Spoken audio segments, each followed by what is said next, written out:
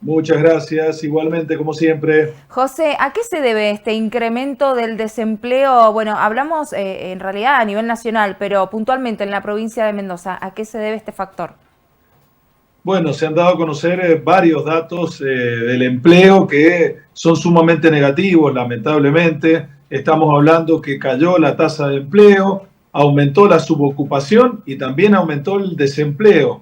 Todo esto Sí. está directamente relacionado con la brusca caída desde fines del año pasado de la actividad económica, es decir, de la recesión económica de muchos sectores que han disminuido considerablemente su nivel de producción, su nivel de ventas, y al achicar considerablemente su nivel de infraestructura, también achican el margen de personal. Y es ahí Claro. donde hemos visto principalmente el problema, porque estamos hablando de datos entre el primero y el segundo trimestre de este año, es decir, es el primer semestre de este año y evidentemente los números para ese sector en particular son muy malos. Sí. Hablando de porcentajes y de números, ¿se tiene información cuántos mendocinos, mendocinas están sin empleo hoy en la actualidad en la provincia de Mendoza o están buscando uno? Bueno, en realidad cuando medimos la tasa de desempleo pasó del 4,8 al 6,1 entre el primero y el segundo trimestre, es decir, pasamos de 25.000 a casi 32.000 personas que no tienen empleo y que todos los días están activamente buscándolo. También creció la subocupación, es decir, la cantidad de personas que trabajan menos de 35 horas a la semana, pasó del 8% aproximadamente casi al 12%. Es decir, que también se achica la cantidad de personas que trabajan menos de 8 horas por día.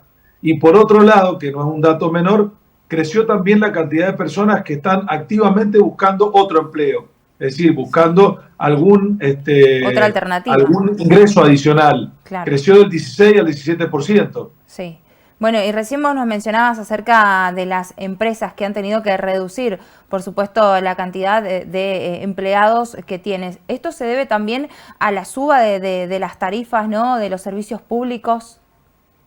Sí, va en sintonía con todo, es decir, los niveles de inflación, cómo evolucionó el valor de la canasta básica. Estamos hablando de una canasta básica total para una familia que está muy cerca del 1.000.000 pesos. Los salarios promedios en la economía están muy por debajo de ese valor y entonces evidentemente se hace cada vez más difícil porque el valor de la canasta básica va mucho más rápido y esto hace que todos los trabajadores de alguna manera busquen una segunda o una tercera opción, es decir, busquen un segundo o hasta un tercer empleo para tener más ingresos familiares y poder cubrir esas canastas básicas.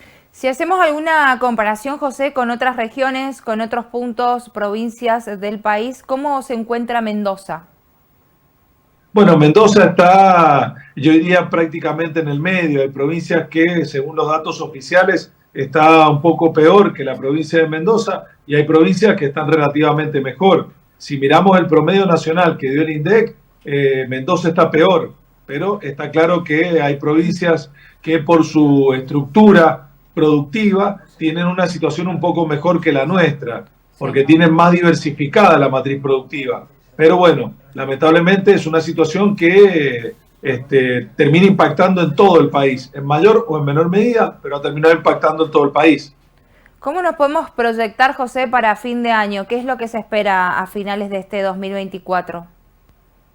Se espera que por lo menos en el sector del empleo la situación no empeore mucho más, sino que tiende a estabilizarse en estos números que hemos conocido, porque estamos hablando de la primera parte del año que ha sido la parte más dura de la recesión. En esta parte estamos viendo que la caída en la actividad económica se ha mesetado, es decir, no ha seguido cayendo.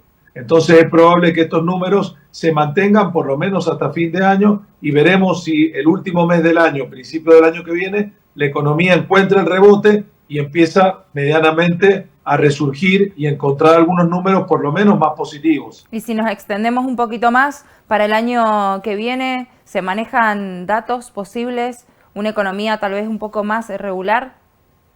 El año que viene es un año particular porque es un año electoral. Entonces yo calculo que la primera parte del año el gobierno va a hacer todo lo posible para que la economía resurja mucho más rápido o tenga mucha más ayuda para llegar en mejores condiciones a las elecciones de medio término, que son fundamentales para el gobierno de Milei. Así que, por un lado, por el otro, principios del año que viene, la economía debería mejorar, o por el rebote, o por el que el gobierno la acelera para llegar mejor parado a las elecciones.